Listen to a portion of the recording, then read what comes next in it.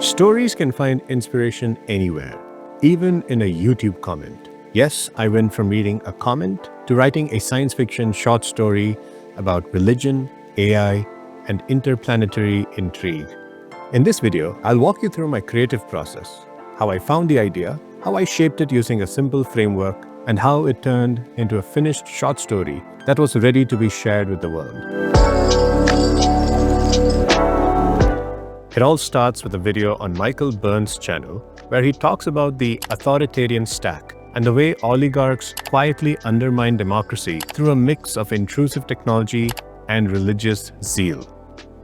I posted a comment, a little bit of a joke, saying apocalyptic evangelicals and AI accelerationists are the crossover that nobody asked for.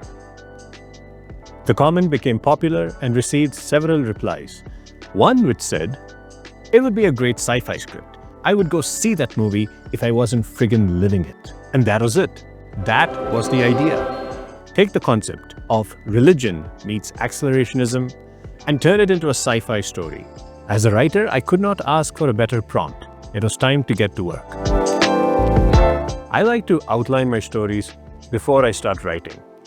All right, so I'm going to start outlining the story now.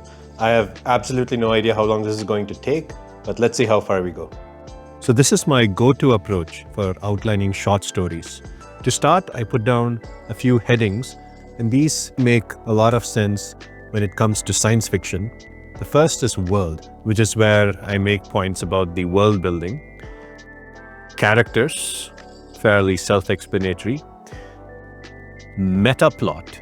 Metaplot is a very, very short synopsis of the story, and it might capture the major theme or the major plot points that I want to flesh out in the story, which of course brings us to plot, which will be the detailed plot itself. And I'll just have a heading for notes. These could be any sort of open questions or follow-ups or research items that I need to take care of. All right, I have my headings down. So in terms of the world, what are some of the major things we can think about? I'm just going to start a bit of a stream of consciousness. So we have AI, tech, evangelicals, or perhaps religious zealotry, business and political elites.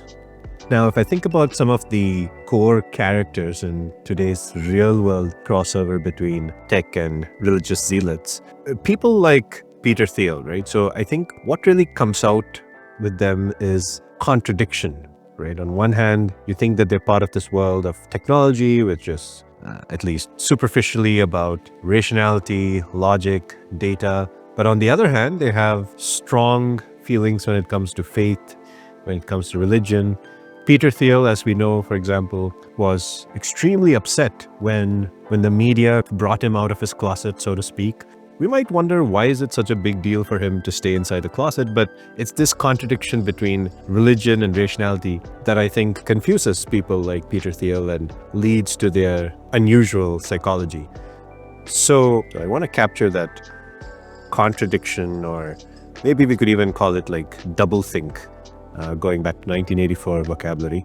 What else comes to mind?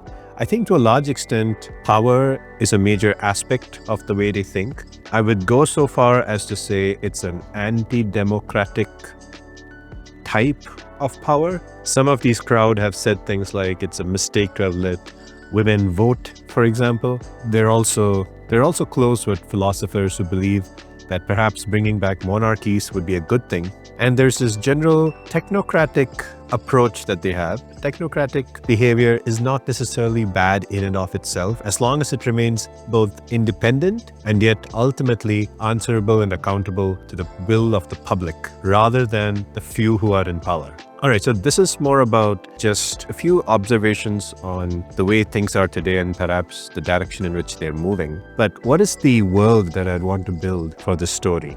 One eternity later.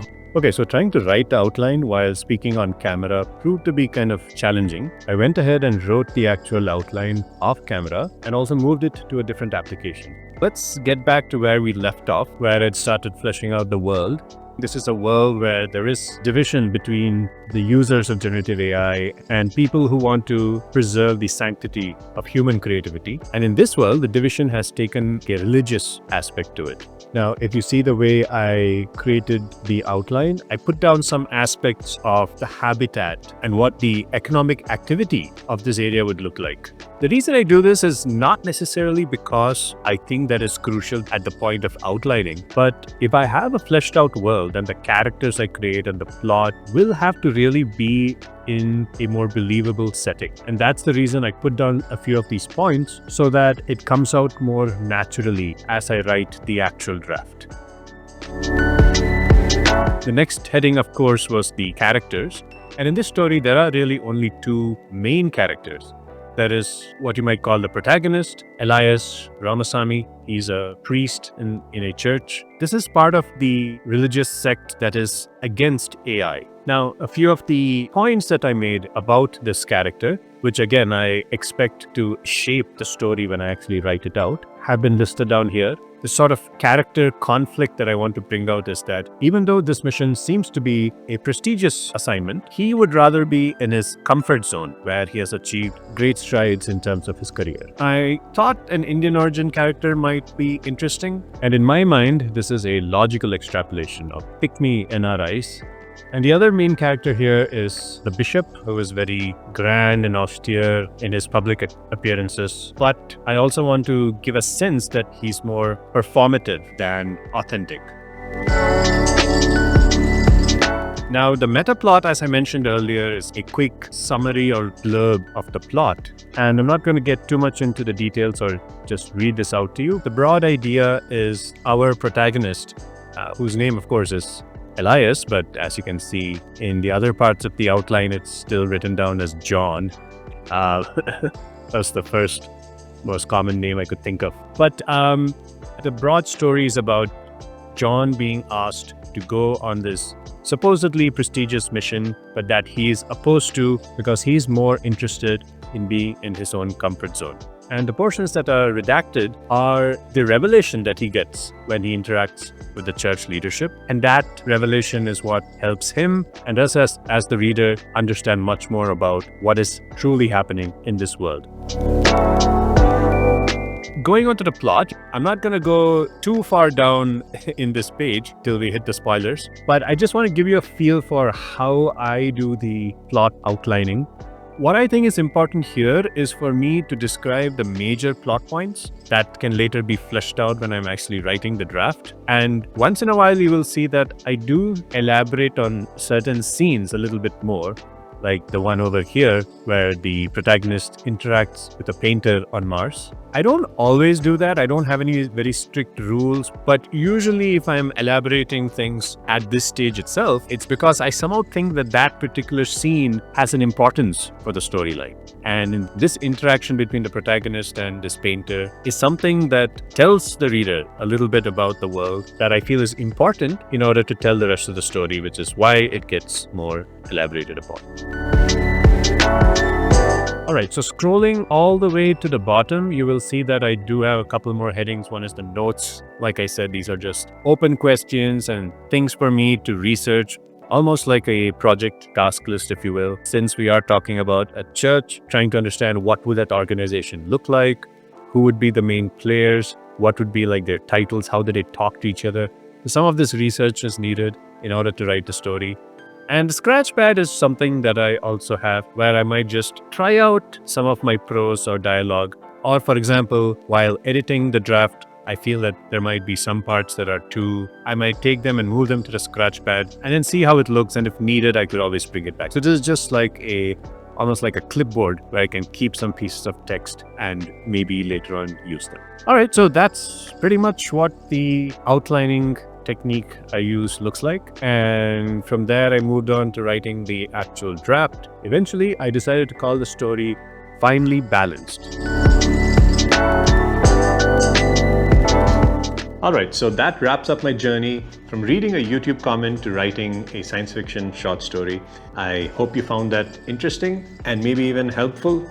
Now, the epilogue to this video is that I'm currently trying to submit the short story to various science fiction magazines and see if I can get it published. Maybe if something interesting happens there, I'll post an update.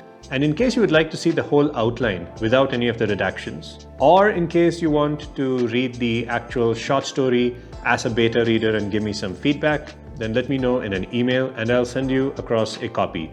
You should be seeing my email address somewhere on the screen right now. You can also find it in the channel description. Alright, thanks for watching and see you in the next video.